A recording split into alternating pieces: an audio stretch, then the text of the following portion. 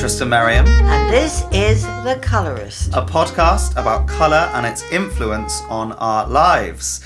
Well, this is the first time I'm going to say it this year, but Merry Christmas, Annie. We're talking all about Christmas on this episode. Same to you. Merry Christmas. And we're going to be looking at your Christmas campaign for 2025, the colours as well as the artist it focuses on, Matisse. Mm-hmm. And I have to say, this campaign is right up my street. It's beautiful but funky, bright but classy, and loud but tasteful. Oh, a description of you, sir. Yes, exactly. Maybe that's why it's right up my street. Well, I'm hoping, actually, just to interject, I'm hoping it's up a lot of people's I think street. it really will be. Yeah. And by the time this episode comes out, everyone hopefully will have seen all of these beautiful images and get a feel for it. But I did think, before I'd seen the images and the campaign, Matisse and Christmas, quite an unusual mix. And so I wanted to start by you justifying that decision, because it's an interesting one. Yeah, it was a process, and so and I often work sort of intuitively, and just as my nose leads me. So I did an Annie Sloan challenge with Poland. And I always look for an artist who I could use as somewhere for people to bounce their ideas off, and a colour palette. And I looked at a painter called Matisse, and I thought that would be great. Oh, I think a lot of people have heard of Matisse, but maybe don't know too much about him and his work. Well, I love the fact he's quite patterned, and the colours are good. And I think, as you say, people know him. So that was a good start.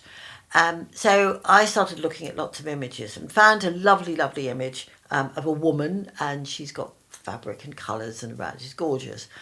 And so I gave that and a colour palette.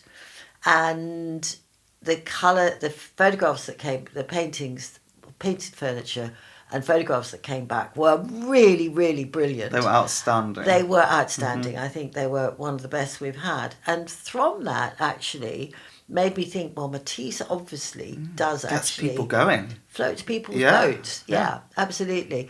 And I also thought one of them did something about the cutouts, and I thought, and it just immediately, that was it. I was on and running with it as the Christmas campaign. And this presumably goes back many campaigns. Christmas campaign comes a long time before Christmas. Should we say August? Yeah, it's ridiculous. June, July, August. Yeah. We actually photograph it in August, but we're thinking about it in June and July. So you're boiling hot and standing around the Christmas tree. Yeah, great. So before we get into the campaign and Matisse as well, what is a Christmas campaign? At the risk of sounding naive for people, I think many people will be thinking, what are they talking about? What does that mean? Well, we like to do something at Christmas, and about the paint, about workshops you could do, about making decorations or whatever. I mean, it's really a fun time to do things. So the idea is you're not going to be painting furniture on Christmas Day or Christmas Eve. You might be. Well, but you probably would be or could be painting things to decorate your home. And with your family as well. That was it. I think that's all part of it. I do things with my grandchildren, and people do things with their children, and what have you. Yeah. So I was, always thinking of something. And sometimes I really, you've done all the usual things with, Father Christmas's snow, stars. And I just was really aching to do something that was a bit more creative and about an artist or something different. And so when you look at the cutouts, they are star shapes. There are some sort of wibbly wobbly things that look, I don't know what they look like, but they look joyful. Yes. There are also things that could be a Christmas tree. There are also some beautiful birds which look a bit like doves and peace and all of those sorts of things. And the colours, Matisse colours are fabulous. And one of his things, early on, he was very into complementary colours. So I So can't really, believe- this is the perfect collaboration of sorts that could ever be. I mean, you're going to find this hard to beat next year. Yeah, I know, because don't. it's a match made in heaven. Yeah. I'd say it's. I'm sure right- someone else has thought of it before, but I've never seen it, no. so I'm thrilled. I think it's brilliant, and I I'm think claiming it's very appealing. Claim it. It's definitely yours. So tell us about Matisse. You've already mentioned the cutouts. Yes. And we'll come on to that. But tell us more about Matisse as an artist, because when he lived, where he was from, roughly what he was known for in summary. We could talk all day about him because he did so much. But give people a summary. Matisse is a French artist. He lived 1869 to 1954, so beginning of the 20th century rather. He's incredibly influential. I think he's one of, along there with probably Picasso, there's a few others, but he is the painter that a lot of people will have known about, studied at school possibly, and at art school, I've fed him, drip fed him. Yeah. And you see him everywhere. Cards, birthday cards, calendars.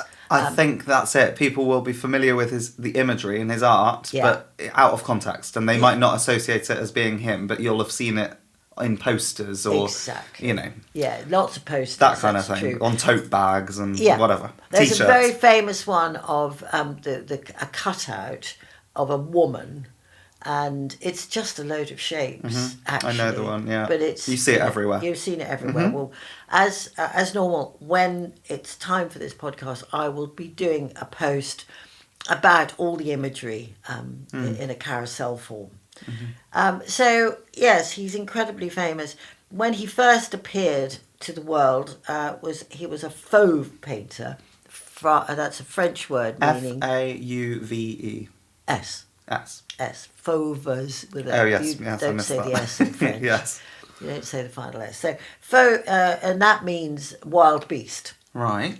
So he was one of the Les Fauves, and they were very much about painting in colour and using complementaries. So famously, there's paintings where he's got the one side of her face, the woman's face of a portrait, will be green, and the other side will be red.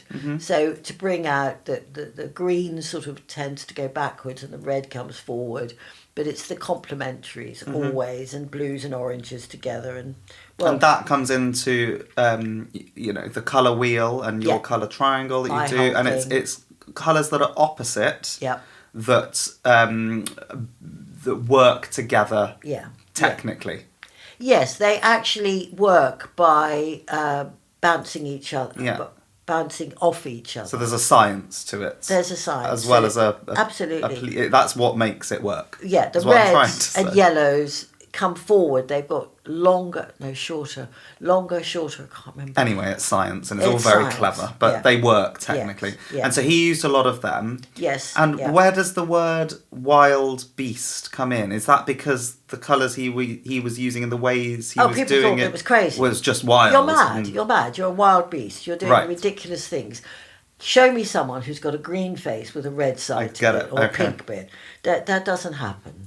And who else was a wild beast? Apart from Matisse is Derain, Vlaminck and Braque, and Dufy. Some really great and tremendous colourists. And they were the ones considered to be a little bit out there. And just using crazy colour, How dare you paint the sky pink? Yeah, or a face red and green. Yeah, it just doesn't make sense. Doesn't make sense. So they were very visionary and contemporary for that time. Yeah. So he did lots of all of that, which probably, he's always... So colour was always very important to him. But then the next thing he did, which I think is really, really, really fascinating, is he flattened things. So he didn't do, like people would, that wall over there is further away, so I'm going to make it slightly darker. This wall here is nearer to me, so I'm going to make it lighter. No, I'm going to do the whole room in red, basically. A fairly sort of one colour red, not much depth. No depth to it at all. There's one famous one which I absolutely adore, and the whole room is orange, a sort of reddy orange, and then he's got placed on it, like he's stuck pictures on it. The contents of the room. The room, yeah. So yes. it's that's all in the right position-ish. Yeah. And in perspective-ish. A little bit The of only perspective. thing that's off or not correct about that, well, there's many things actually, but is the background. There is no depth to it. It's flat. No. And so he loved flattening things, and everything is flattened and simplified. Why did he like that, do you think? Was it easier to paint? Oh. Did he just... What did he want to prove by doing that flattening? The idea is that an artist is always trying to understand the space. For me, a definition of an artist is that we're looking at trying to understand the world in a new way. We've all seen it done in perspective and with the right colour values and like a photograph or whatever. But you have to keep pushing the boundaries out and saying, how do I understand a room? And what he did was, I think, just brilliantly. Yeah. It's another way of understanding a room, and it still blows my mind. It is amazing. And it focuses the eye on the objects within that room. Yeah. More. Yeah. And There's space around them to breathe a bit, I feel. Yes. And it's also perspective is there, but it's not there. There are things in front of other things, but not really. Yeah. And shapes are defined so that there's paintings on the wall, but they're not detailed, but they are a large blob of colour. Blob is a bad word. Big shape. And colours are also, I would say, polarised. So he would do a bright blue or bright pink or a bright green rather than He wasn't afraid shades. of a big splash of colour. But it's not just that. He's not doing shades No. of blues or shades of grey or shades of anything, really. Well, if he were to be doing shades and if that background did have, form and perspective, the whole thing would be very, very, very busy immediately, wouldn't it? There'd be too much going on. Whereas simplifying and flattening the background really helps celebrate the actual pieces in the foreground. Yeah, it just, for It's me... very clever. For me, it's a different way of seeing a room, and that is the message for me. And it just continues to inspire me.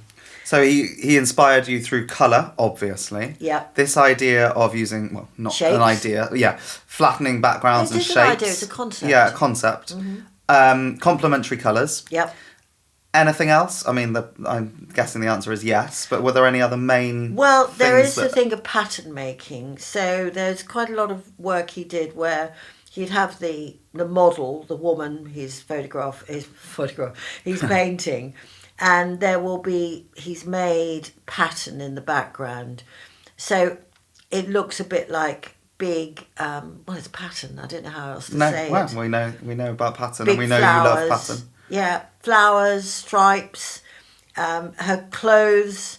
She's got, this one I'm looking at, she's got a red jacket with little shapes all over it. She's on a cushion, and you can't quite work out where the cushion ends and the pattern of the dress coat starts and stops. There's striped floor, and they're all different stripes, so purple and yellow. But it doesn't become too much, does it? No. Well, he's a master. That's the perfect balance. Exactly, Yeah, I know. Master of that. Big flowers. And I mean, so he was very good at pattern on pattern on pattern, which we all know is something you shouldn't do. So he always played with things all the time. So, yeah, what an amazing man. Amazing. And I've got two questions about him. Is he one of your kind of top 5? Well, I think he must be. Yeah, probably. Although, because he's become ubiquitous, I almost had stopped looking at him because I'd been blind to him. I went to art school when I was 17, and I was taught to draw. You know, one of the things when you draw, he was taught he did a Japanese way of looking at drawing, where you would just simplify the lines, or sometimes not take your pen off the paper to do one line. I mean, incredible stuff. Anyway, so Matisse has been Matisse, and also you have to in the end go, oh, enough of the I Matisse. get it, yeah. Stop it. He was very good. Yes. I understand. I don't want any more Yeah. because I can't move on because I'm so tethered Too much to of a him. good thing. Too tethered. And so what I try to do is get rid of him in a way.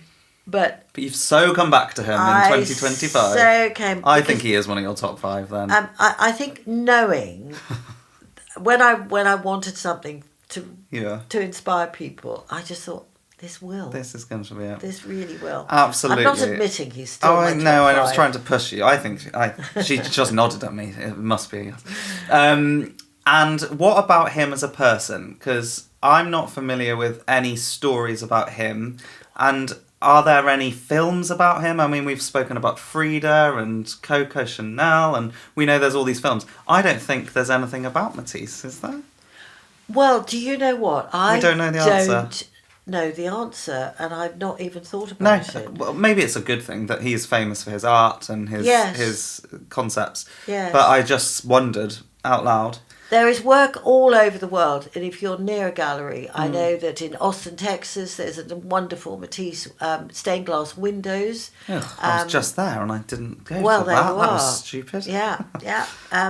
So that's an amazing thing. There is stuff everywhere. But I wonder about his life. I'm going to do a little bit more research into that. Well, maybe he had a really lovely, simple life. Yeah, I think probably that's the nice answer. guy. Yeah.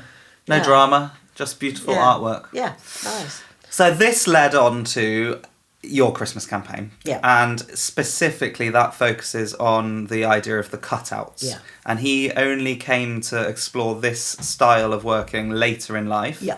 And presumably that's because he couldn't do what he used to be able to do and he had to adapt. He couldn't his stand to painting. paint, and he was old and in a wheelchair.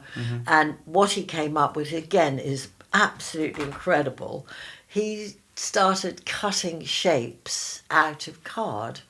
And then I think he had assistants, which I love. And actually, Vinny was just telling me that what he did was he got these cutouts, he stuck them down where he wanted to on the picture. His assistants would get them stuck down, and then they would be sent like that to the framer, and the framer would put it all together. So I love that it was a little teamwork thing, which is something I'm very keen on. I like teamwork. And so he, what a visionary, and made these incredible shapes. So the first one I ever saw was in the Tate Gallery in London. It's the big snail. And it is a knockout because it's just rectangles and squares of different colours going in a sort of spirally sort of thing. And in some ways it's exactly like a snail, and another way it's just an arrangement of wonderful shapes and colours. And doesn't that represent him as a person so brilliantly, that he wasn't able to do it a certain way, so he adapted? Yeah. And there's also that aspect, I love it. Yes, it's very positive. Very inspiring. I'm not going to just sit around and do nothing. I'm going to do something. I will adapt and carry on and change the way I do it. Yeah, I never thought of that. That's good. And so is there an idea that these shapes, although, I don't mean this with detriment to him and his work, but it's an easier way of working, so therefore doing a Christmas campaign with sort of easier things to do at home for people, was that the idea, that everyone could access this style of art? I just thought a cutout shape is something we can all do. Yeah. Whether you're 5 years old or 85. 105, yeah. 105 even. You can cut something out, and that's what he was doing. And it's so effective. Yeah. And you can use your own colours, I suppose, or you could be influenced by... Heaven forbid you use Well, your I own know, not when colours. these have been so... The look I got then, oh dear. You haven't heard about how we arrange I was just colours. about to Do you want to ask me I about do. that? So we've got this Christmas campaign. It's all about cutouts, Matisse, and it's colour, and it's wonderful. The main thing about it are these colours. How many colours are there? About 8? 7 or 8? There's 5 main colours, and then we've got 3, 4 other ones. So Okay. it's actually rather a lot. And they're the brights. They're They're all fairly bright, yes. So there's Tyrian Plum, which is bright but deep. There's Frida Blue, which is beautifully Capri Pink, which is beautifully bright. Arl, which is quite a moody yellow. That's not one of the brighter ones. No, it's moody. Original, which is there as a white, but also to knock colours back a little bit if you want. Antibes, which is a strong... So those are the 5 main ones. But then we've got these 3 other ones. So Antibes, but actually we used a lot of it in the end. But Antibes is quite a bright green. Florence, I don't think it's bright, but it's a deep bright. I'd class it as a bright when paired with the likes of Capri. Yeah. And then we've made a mix of Capri and original, which makes the most wonderful bright pink. Bright, baby, Barbie, sort of gorgeous pink. Yeah. Well, when you say Barbie pink, that makes me go no, but actually it is a beautiful pink. Yeah. Ladies and gentlemen, don't be put off by Barbie. No. Although you did like the Barbie film. I did love the Barbie film. Anyway, so this colour palette it took a lot of coming up with, because you could have had a million different colour palettes, presumably. Can I just add, we added metallic gold. Oh, yes, of course. Metallic gold. Gorgeous. That's Christmas. You've got to have a bit of gold. You've got to have gold, yeah. So, yes. But yeah, looking at pictures and the inspiration of Matisse, you could have had 100 different colour palettes, depending on which painting. Did. Okay, tell us about that then. So I then went, okay, guys, this is the Christmas palette, and I gave my version to my design team and marketing team, and I said, these are the colours I want, and they went, oh no, that's not Christmassy enough. So I don't remember what the colours were, so don't ask.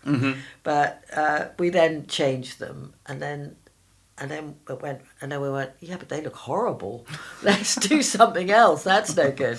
So I got to inspire people, not turn them off. Yeah. So I think this is after about 3 or 4 iterations of us keeping on trying to make well a group done of team colours. In general, because however that came about, it is an amazing mix of colours. Well, they are absolutely right, because the first colours I came up with, when I look back, they were not very Christmassy. You know, they didn't give that sort of joy. Well, I think you said in the very beginning, joy. They kind of evoke joy, and I think that's exactly what I feel when I look at this imagery for the whole campaign. It is so rich and joyful and lovely, but not traditionally Christmassy. Not Christmassy, and yet they look incredibly Christmassy. Well, that's how I imagine your Christmas to be a little bit. Yeah. It's colourful and it's rich and lovely. Yeah, with a bit of traditional thrown in.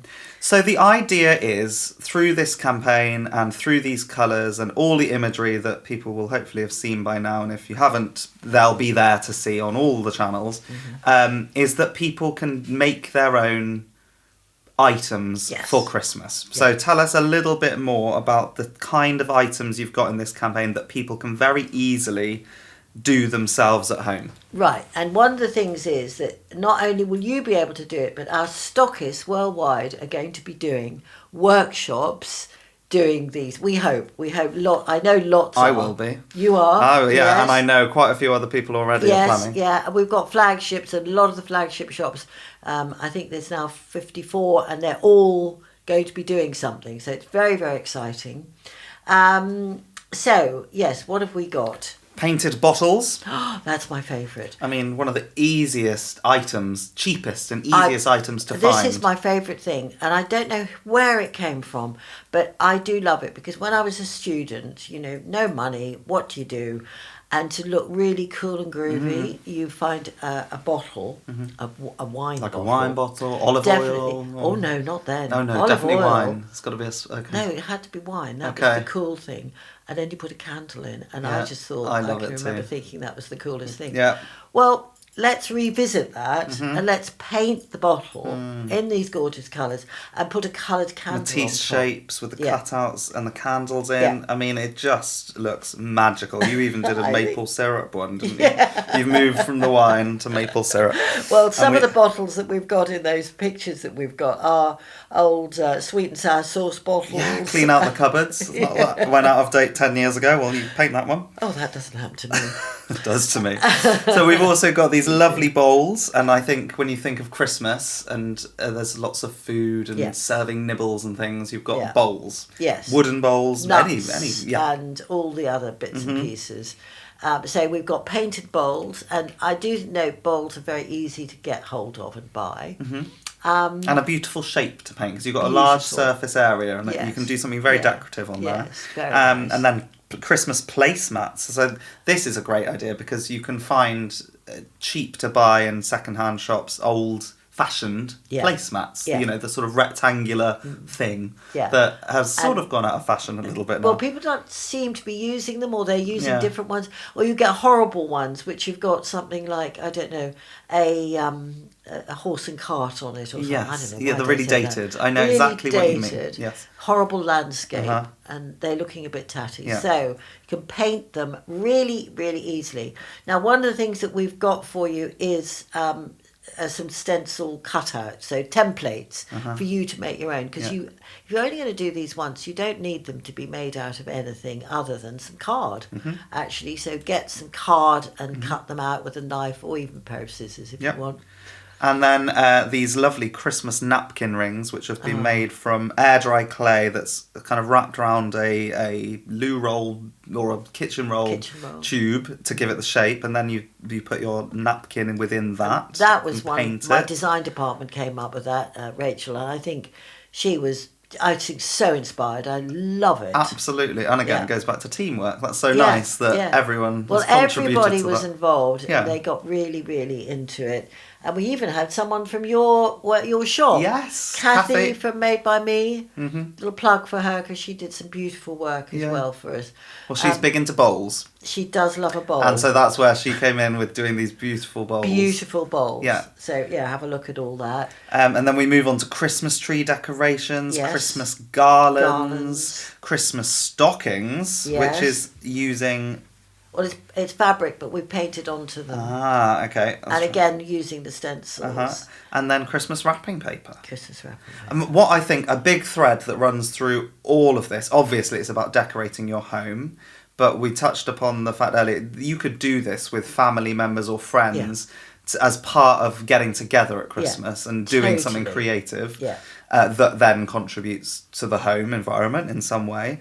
But a big thing about it, I see, is tablescaping, and everybody loves, dressing the Christmas table, making it something really special that you don't usually do every day or every week. Even for a Sunday roast, you wouldn't go to that much effort. That is really a good point. And can I say that when Tristan does his painting retreats at Courthouse Farm, well, we do them together at Courthouse Farm. What we do there is a tablescaping on the last day. Slightly over the top tablescaping. It's crazy. I mean, you can't the most actually fun. hardly eat on it because there's so much on the tablescape. But we do it there with flowers and napkins, painted napkins. Yeah. And actually, probably if you had more time, you would do more. You could do the bowls, you could do the vases, you could paint the vases. There's so much you could do. So that tablescaping is something that we really love. I love it, and I think you see it in a lot of other marketing campaigns and photography everywhere at the moment. It's a big, big thing with all different brands focus on that table. Well, we often do something, but this time I think it's going to be something... This is very different. Which is just much better. Because it's so engaging and welcoming and... I think it's going to be very special. So the idea is that people listening to this, which is coming out on the 7th of November, still to give people plenty of time to join one of these workshops that hopefully will be happening near them wherever they live. I very much hope so. If not, I'm hoping that maybe even some stockists might do something online. Many years ago we did the Big Paint, and we did the Big Paint workshop online with painting some little trays. So maybe somebody will do that. I've said that without really thinking or talking about it, because there's probably no one going to do it. Well, I tell you what, the best thing to do is, if you're not near somebody that's doing the workshop, find your local stockist and nag them. Because that sometimes works. Yes, it does. But does. the idea is, I think, that's beautiful is, obviously you've created a beautiful campaign and the photography speaks for itself. But it's about then giving this gift, without sounding too cheesy, of people actually doing something themselves and taking this inspiration and bringing it into their homes at Christmas, which is very lovely. What I'm not sure about is, will the public get hold of these stencils, or is it only the stockists? Through the stockists. They'll only get it through the stockists, so there you are. So you'll have to do the workshop to be able to do it. But if you can't do any of that, just get inspired by Matisse and look at this amazing colour. All my colours are great. It just works as a Christmas palette. Yeah.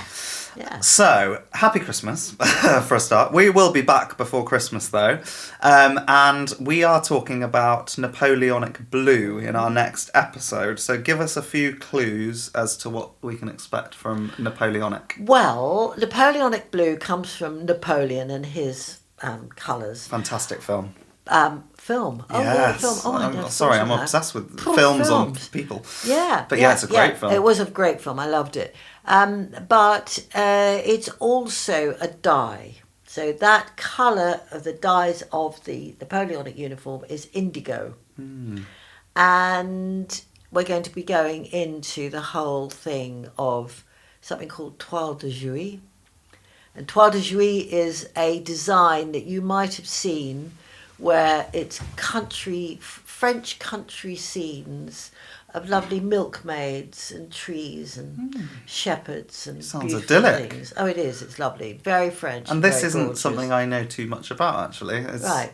In terms of the inspiration of Napoleonic. So that will be really good to find out more about. It's also India. It's chintz. And, as many design forms do, all roads lead to India. Yeah, absolutely. So from Napoleon from France to India. I mean, we'll cross, anyway, we'll join up all of those places dots. And themes and those dots. Exactly. Yeah. Well, thank you everyone for listening. Yeah, thank you very much. Hope you've enjoyed it. We'll see you next time for Napoleonic. Yeah. Bye. Bye-bye.